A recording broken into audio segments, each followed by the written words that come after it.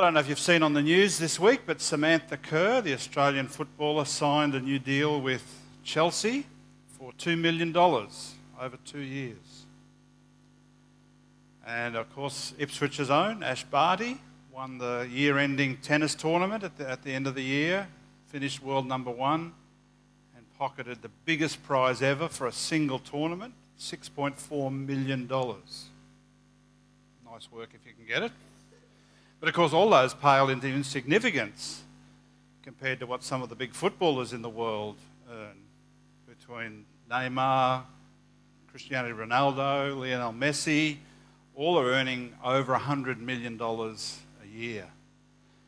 And honestly, for a lot of people, as I throw those figures out, maybe you're even dreaming, wouldn't that be nice?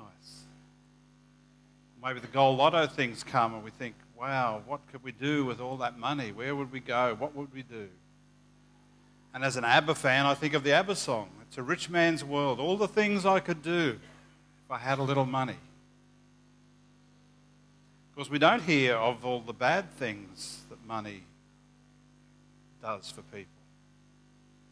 There's a new word out that, people put new words, dictionaries add new words every year. And quite a few years ago now, there was a new word added to the vocab called affluenza. And it's a conjunction of two words, affluence, which means being rich, having an abundance of possessions of money, and influenza, that a lot of people caught this year. So when you put affluence and influenza together, you get affluenza.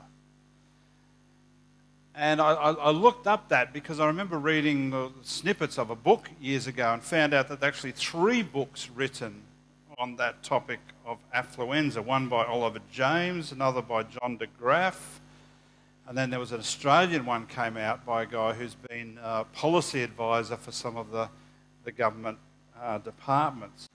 And it's this idea of, and they're not necessarily Christian books either, but it comes from this idea when too much value is placed, too much importance is placed on money and possessions and material things, and that becomes a driving force in people's lives and in society. And it's the sickness that's involved in that, the anxiety, the depression, the stress that causes in people's lives. And all over the world, people are writing about this sort of stuff. And even when the economy was better, they'd ask the question, if the economy is so good, why aren't people happier? Even though things are going well at one level, why aren't people happier with the more things that they have? And in these books, they defined affluenza, one, as a painful, contagious, socially transmitted condition of overload, debt, anxiety, and waste, resulting from the dogged pursuit of more. The one I like puts it really simply as a strange sickness results in us spending money we don't have, to buy stuff we don't need, to impress people we don't know. And I think that's pretty accurate. And it's interesting that it's not even just the Christians and people like me that are talking about that. But there's other people in society that see the danger of going after the money and possessions instead of other things. Now, in this series on parables, as I said earlier, if you're here first thing, I said in the series on parables, it's really hard to avoid talking about money. Because, and I just forget the exact figures, but of all the 36 parables or so, 11 or 12 of them, I think, talk about money. Jesus addressed it a lot, and even if it wasn't in a parable, it was addressing it to people who had an issue with their reliance on money or possessions. And at one level, it strikes me as odd that Jesus would talk about that so much. Because if I asked you to imagine what life would be like in first century Palestine, in Israel in Jesus' time, what would you imagine? If you went into someone's house, if you went into their wardrobe, if you saw what they did through the week, you're probably imagining a very poor society. It's very much hand to mouth. They didn't have a lot. I'm sure there was rich people around that had lots of lands and ran big businesses and stuff like that. But to me, the picture I get mostly is that people were pretty poor. So why would Jesus address so much about money and possessions to a society that was so poor? I mean, it's more of an issue now, but it's not like Jesus, it's a silly example, but it's like Jesus said, I'm going to talk about computers. You're not going to get this, but someone's going to write it down, and 2,000 years later, it'll all make sense. What Jesus said had relevance for the day that he was in, as well as for us today. And then it struck me, one of the most probably misunderstood or misquoted verses in the Bible, people often say, Jesus said, and he didn't say it, but the Bible says, money is the root of all evil. Money is the root of all kinds of evil. And it does say that. It just says more than that. And when you add the more that it says, it changes the meaning totally. Because Paul writes to Timothy and says, no, it's the love of money is the root of all kinds of evil. And that changes the meaning. Because you can have a love for and a craving for money whether you've got money or not. The love of money can be a driving force in your life whether you have a lot or whether you have a little. And it goes on to say there that some people craving money have wandered away from the true faith and pierced themselves with many sorrows. That when money becomes a craving, when money and getting stuff becomes that overwhelming desire in life, it can lead people to just get into stuff that is really painful for them in the long run, as these books on affluenza are pointing out. Money isn't the problem. The love of money is. And you can love money even if you don't have it. And that's why Jesus would have addressed it. That's why Jesus would have said that, and it would have been relevant to people because there were people that did aspire to that, even though they didn't have very little, just as they have in our day and age. So here we have a parable on money that we're going to look at today. So let's launch straight into it. It says this. Someone called from the crowd, "Teacher, please tell my brother to divide our father's estate with me." Jesus replied, "Friend, who made me a judge over you to decide such things as that?" Then he said, "Beware. Guard against every kind of greed. Life is not measured by how much you own." And then he told them this story. A rich man had a fertile farm that produced fine crops. He said to himself, "What shall I do? I don't have room for all my crops." Then he said, "I know.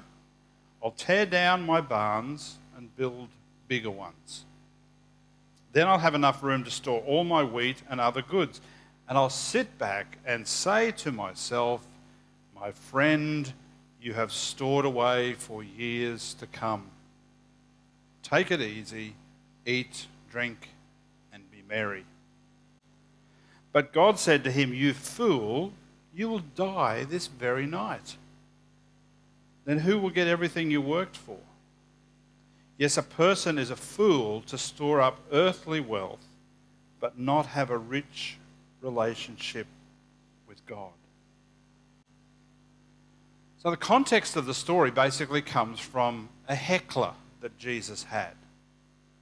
And I've sat in the pulpit enough to know that sometimes there's stuff going on in your own minds, and whatever Jesus is really talking about, this guy had in his mind, he had an inheritance that he needed to sort out. His dad had died, perhaps his older brother was the executor of the state, he hadn't divided it fairly or hadn't done it at all yet. And whatever Jesus is saying before or after this, what's foremost in his mind is the money. And he hasn't got his yet. So he sort of calls out in the middle of what Jesus is saying. And Jesus said, hey, I'm not going to deal with it. The Greek is a bit hard to see here in the English, but when Jesus says to divide, to talk to you about it, it's a plural. So he's really talking to both of them. So potentially both brothers were in the audience. He's saying, I'm not going to be a judge over this, because whatever I say is not going to deal with what is the real issue here, and that's the greed in your heart. You're prepared to interrupt this. You're just having a public family spat over money. And Jesus is saying, anything I say is not going to be a real answer about dividing the inheritance, because it won't necessarily speak to the real issue, which is the heart that wants more than it actually has. And Jesus makes the point that life is not about money. And I wonder if that's what he was saying early on. He says there, beware of different kinds of greed. I mean, how many kinds of greed are there? Maybe there's, like I said, there's a greed you can have when you have lots of money. And there's a greed that still is potential in us when we don't have very much money. And maybe that's what Jesus was saying when he's saying there's different types of greed. Beware of the different types of greed. Because what is happening and what happens with people is that we give a godly or a divine attribute to money. We expect money to be the thing that is the be-all and end-all in our life. What drives us, what drives our decisions, what drives our reactions to things. Will I make money or will I lose it? What is the driving force for many people is money. And money, just like many other things, can become a God substitute. So we're going to look at different ways within the parable that this man made money into a God. It was a substitute for God. And the first one is that he made money a source of security for himself. We saw he had he was already rich to start with. Do you see that? He was a rich man.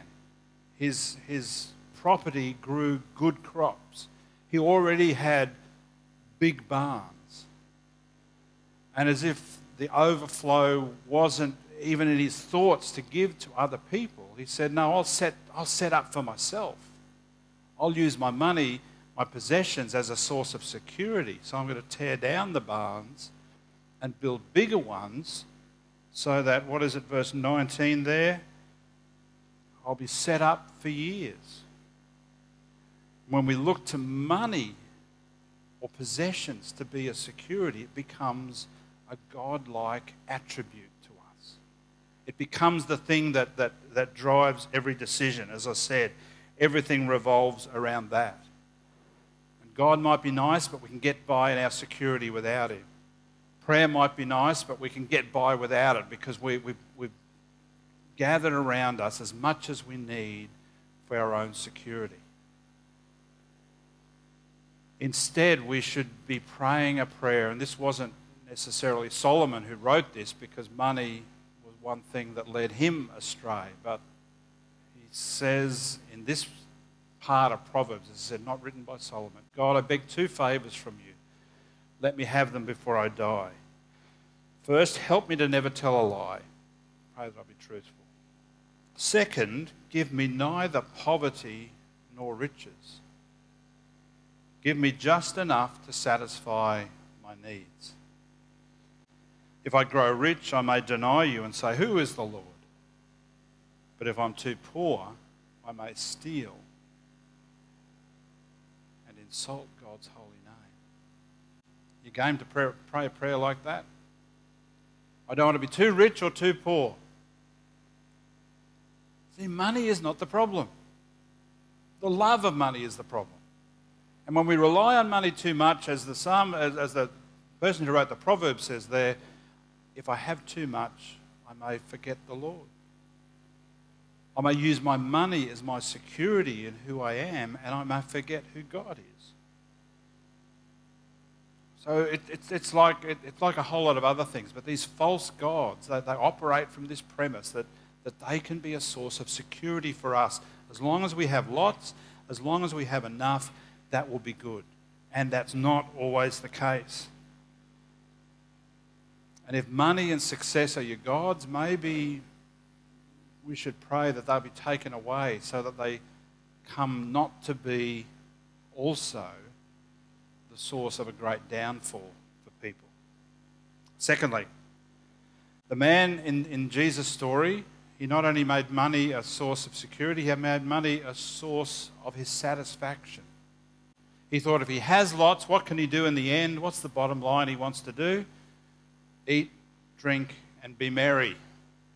I've got so much there. I've got the source of satisfaction in my life, so that's all I need. That's all I want. And he thinks if he just had a little bit more, he'd be more satisfied in life.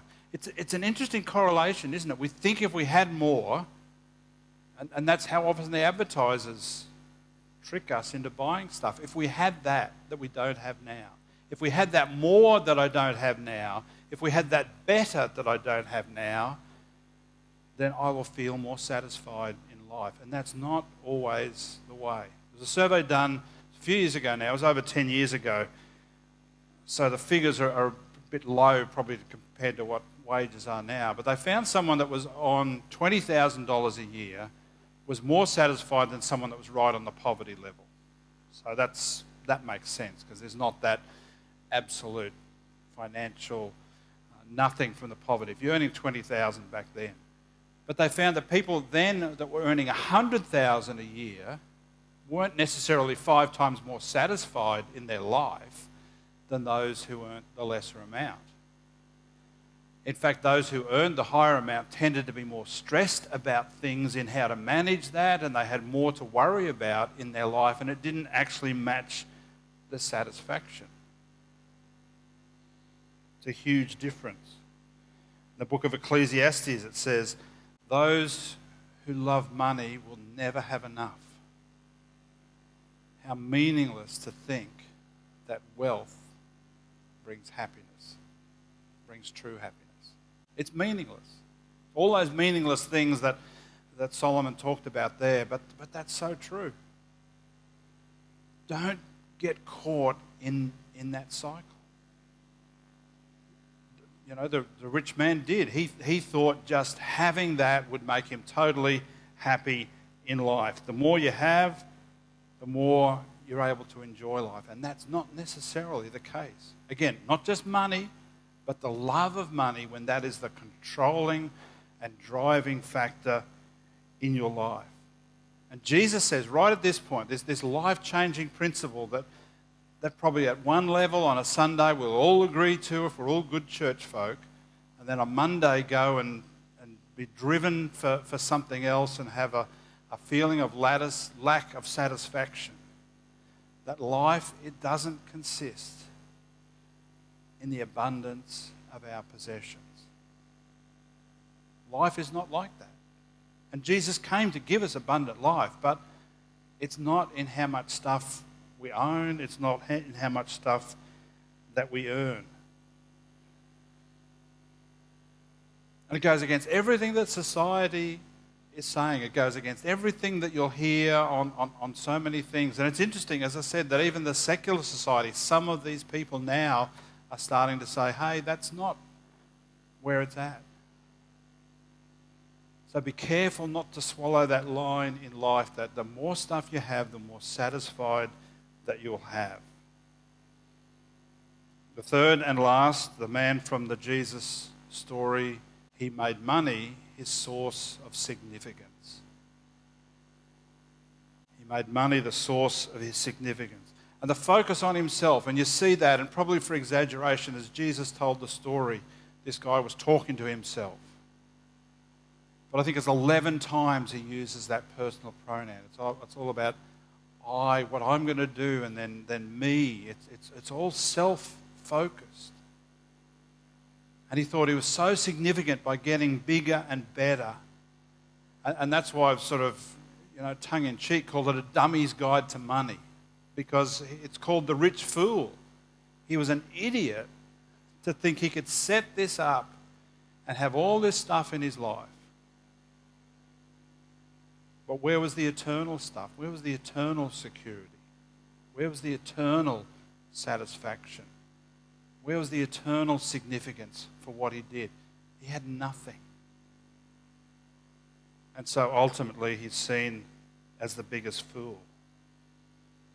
And when we make God, or the money our God, the God of money would make us think that our significance comes from what we've made ourselves, from what we've achieved ourselves. That's what it is to be significant. You know, how much are they worth? Not what family do they come from, or where do they contribute, but how much they're worth. And our significance is much more than that.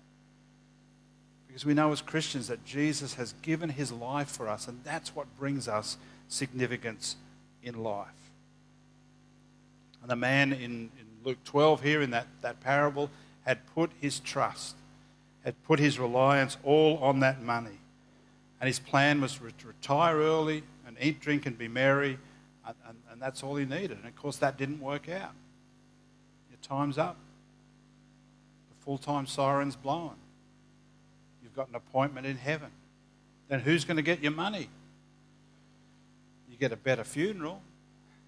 You get a bigger casket. What did he contribute to other people?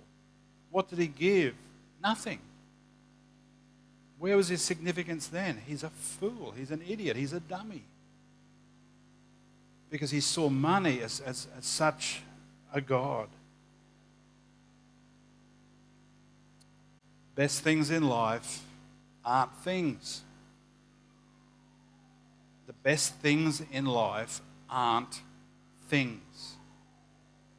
We shouldn't rely on our money to satisfy. Don't depend on your money to bring you satisfaction.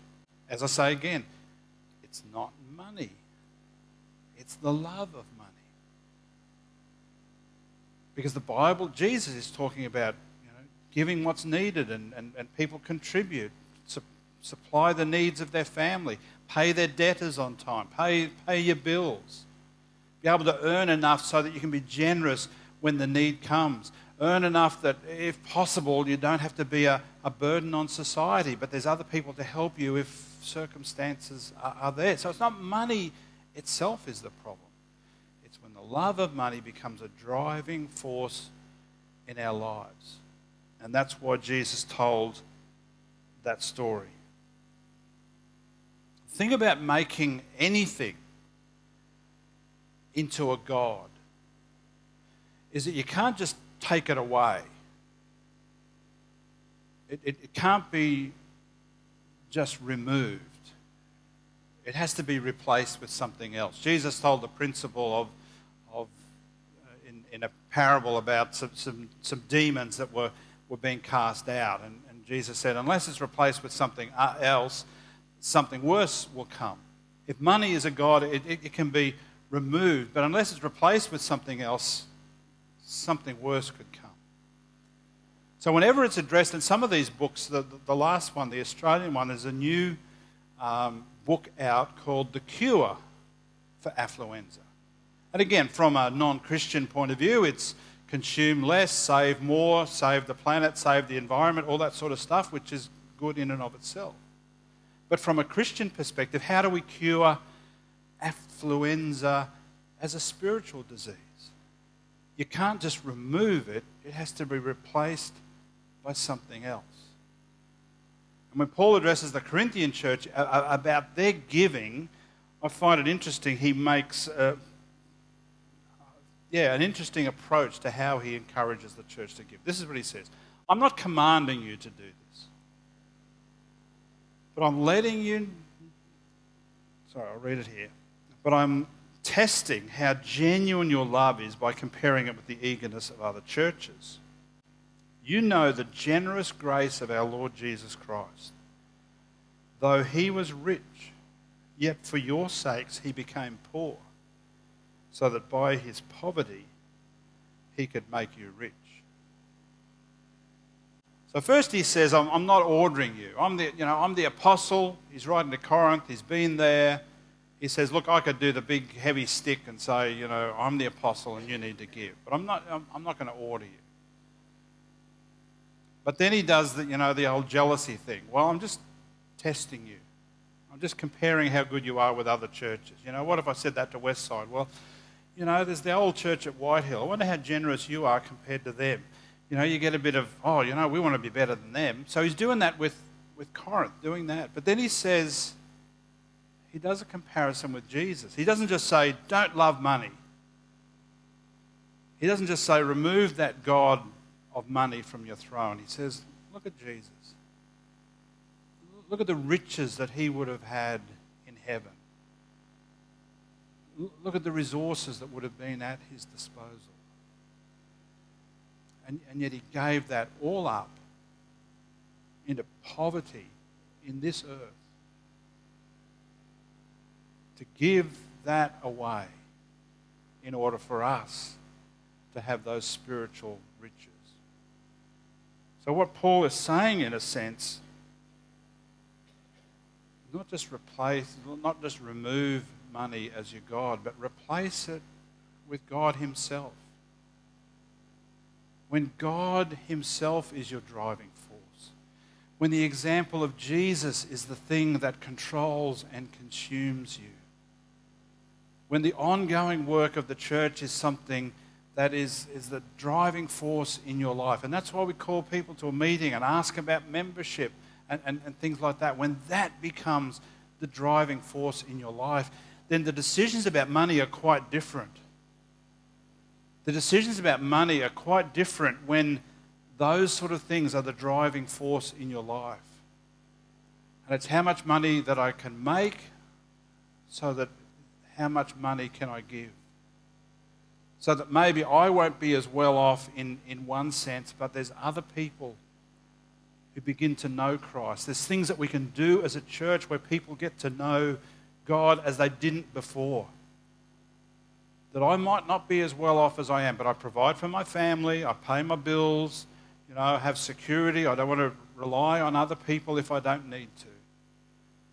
But when the throne of your life is occupied by God himself, then your money decisions take on a different form.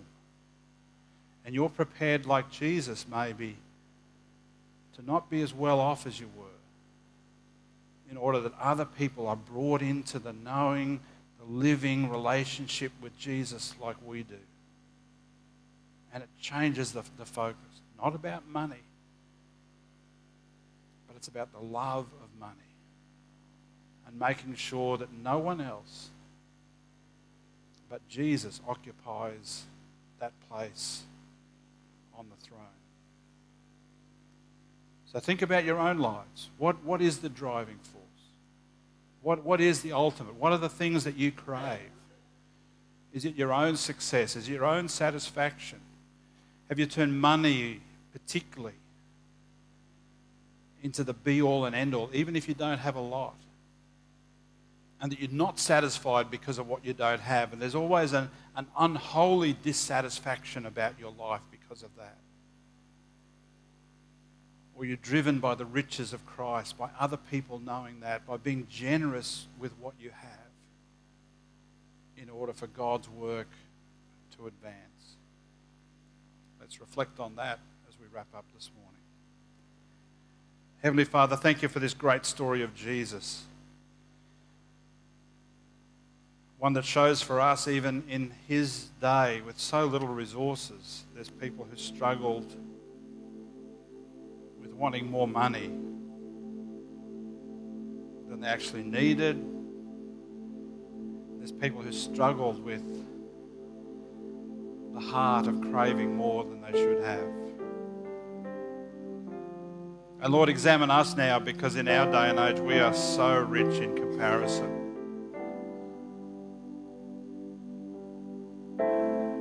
So Lord, teach us how to put you as very first in our lives. Because you're the thing that won't let us down. We can be satisfied in you. We can have our significance in you. We can have our security in you. And it's an eternal thing. It won't be taken away. that as much as we struggle in this life, we know there is a life to come. And there is an eternal security that's important. There is a spiritual satisfaction that we can have of helping and giving in such a way that we see more and more people come to know you, and knowing that we played a part in that, there's nothing like it. So Lord, thank you for these parables and how they teach us and they challenge us and they move us forward in our relationship with you. So continue to speak to us as we reflect on these things from this morning. For we pray it in Jesus' name. Amen.